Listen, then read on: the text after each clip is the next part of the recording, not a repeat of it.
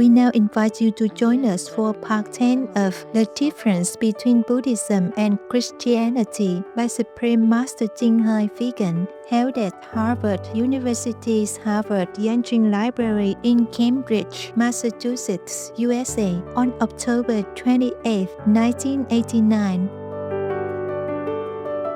In this episode, Supreme Master Ching Hai discusses why the world is the way it is with hell, heaven, and the physical world.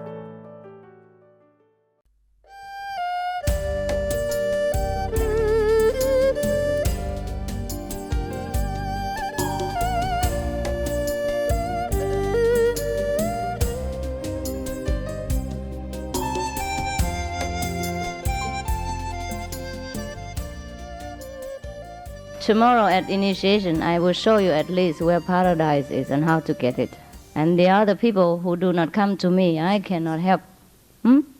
We cannot force people to go into paradise, mind you.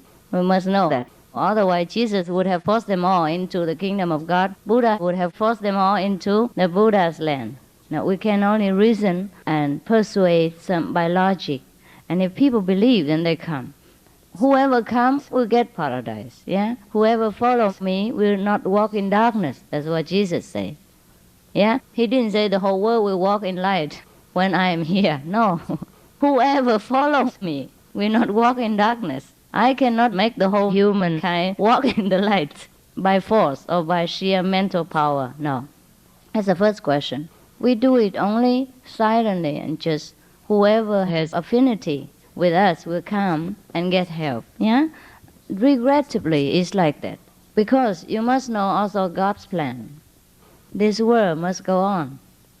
We have hell, we have the Word, and we have heaven, yeah? The three words are interrelated and important to each other. Important to people. Many people like hell. Many people like heaven. Many people like this world. You cannot just make this world into heaven. And where do the other people go? People like to go to heaven, right, good. And we take you to heaven. People like to live in the world. We have to also allow them the opportunity and the freedom to live in this world. Therefore, this world has to be like it is. Only a few people who want to go to heaven, then the Master will come and take them. We got different classes. Some people want different things. Some people like airplanes. Then the airplane company is responsible for them. Those who like to walk or go by car, then they have to go a different way. We cannot force people to all go into the airplane just because it's the best, the quickest, the fastest, and the most comfortable. Even the most comfortable, not everybody wants. Therefore, you see people like smoking or drinking bitter coffee that they think is very good, making them feel dizzy and convulsive, yet they think alcohol is excellent. Yeah? People like different things. So hell, heaven, and the world are choices, places for different temperaments. We cannot force people to live in a different world if they don't want to.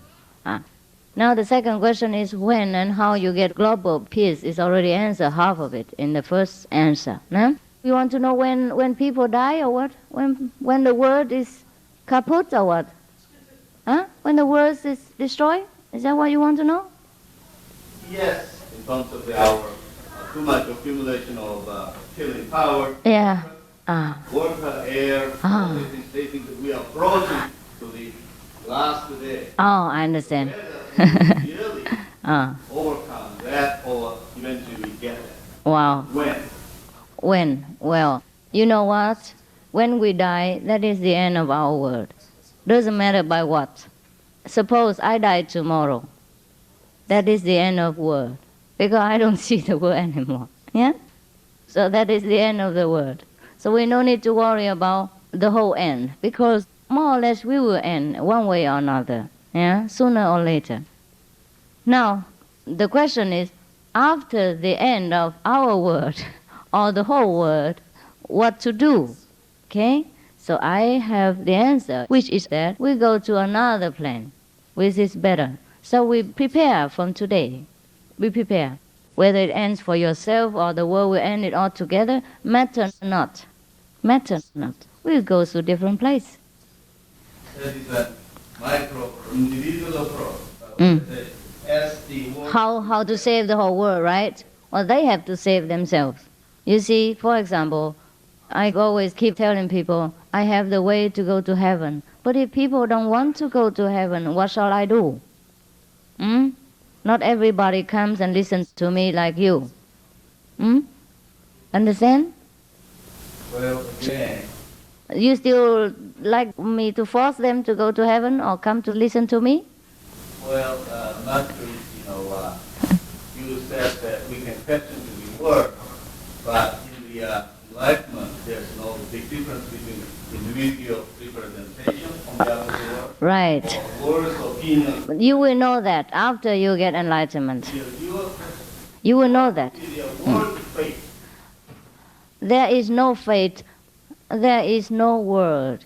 It's all our own illusion. You will know that after great enlightenment. All your anxieties, worry about the world will fall apart. All right? We'll talk. You will look at the world in different eyes. Of course, you will be a good citizen still and try your best. You see, what we are doing now is also helping the world, yeah? Because when we meditate in a correct way and we radiate love and light, yeah, that will benefit many people. Because there are always people in this world who practice the light. Therefore, the world stays as it is now. If there is no one who practices the light and virtues at all, the world will become hell already long ago. So what makes the world different from hell is that there are many enlightened great saints in the world who radiate light and love and benediction. And what makes the world different from heaven is that only a few of these people and not the whole world. Yeah? When the whole world practices, then it will become Buddha then.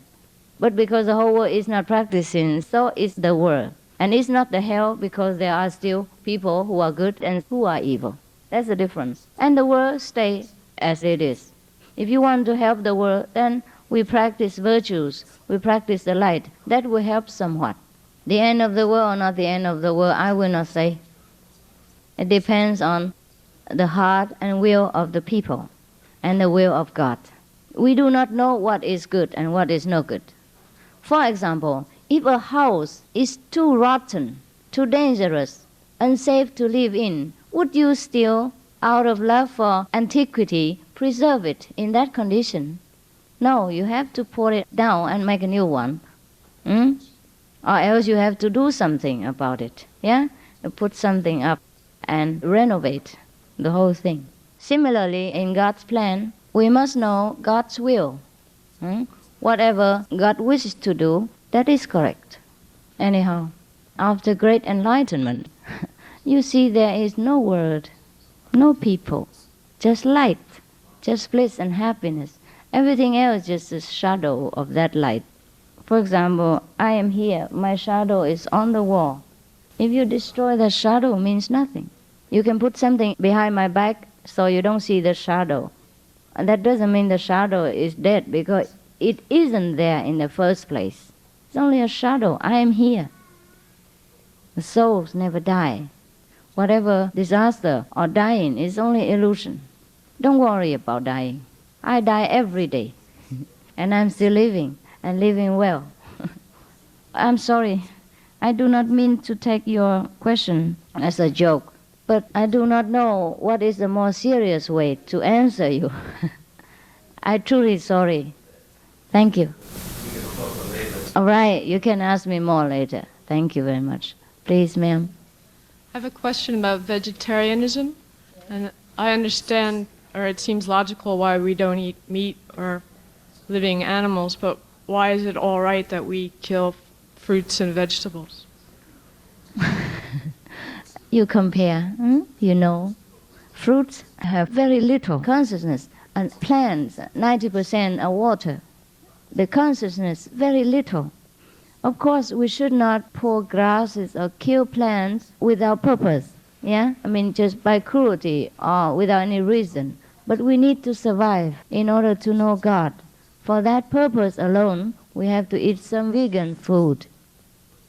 If you can go without, then welcome.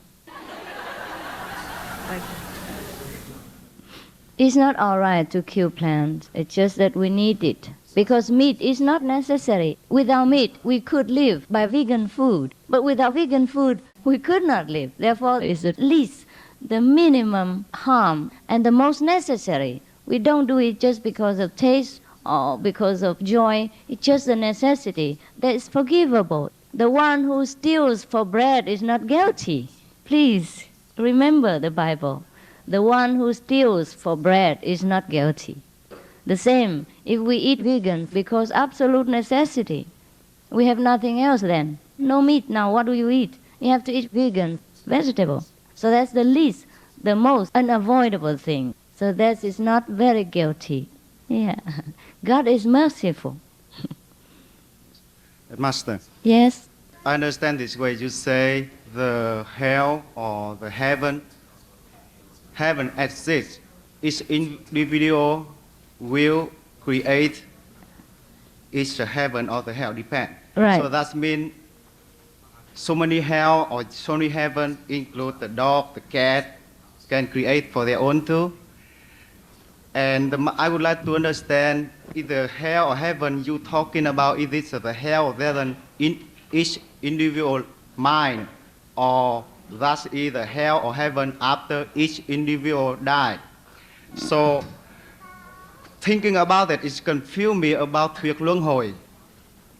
In some case, like the Buddha say, some people after this life end, we will reborn in another planet, or we may reborn in this planet, but not more people, maybe a dog or cat or whatever. So that means in that kind of situation, there are no hell, no heaven, but they just reborn again in another planet. So how about, so they make me think hell or the heaven just matter different in another planet. Maybe some planet have a more happier in this planet. People call it heaven, maybe. So I would like to know that. You say the Buddha did not mention hell? Say about that, but I still confused. I don't know. He did. When talking about luân hồi, how about luân hồi? Luân hồi is the transmigration, the law of transmigration. After you die, you might transmigrate into another form of life. That is called luân hồi in Vietnamese. Yeah. Now, the hell the Buddha mentioned, yes, you go home and read the Earth Store Bodhisattva Sutra. Kinh Địa Tạng á. Ở trong Kinh Địa Tạng Phật có nói về cái địa ngục, sao lại không nói? Có nói chứ? Yes, I understand that. Okay, now, the hell is created in your mind, but it's also outside your mind. Why do I say in your mind and outside? It is because everything is created by our own mind. But then we do not perceive that, and we think that it's outside us and it causes us to suffer. And we still feel that we suffer very much from the hell or from whatever situation we create. But that is the trick of Maya. That is a trick of illusion. That is why people can never get out of them. Otherwise, no need for Buddha to come. No need for Jesus Christ to come. Because it's so terrible, so unimaginable, the tricks of Maya, the great magician. He makes things like that. Maya is not a person, it is a force of nature to entangle, to enchant people, to trap people in this world. But in the meantime, we must struggle to go out of this illusion.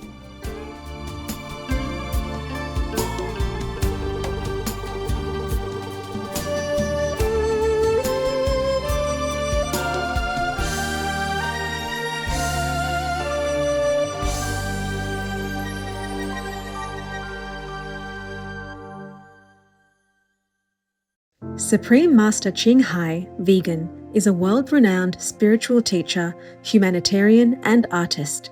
To learn more about her compassionate life and teachings, please visit suprememastertv.com/master.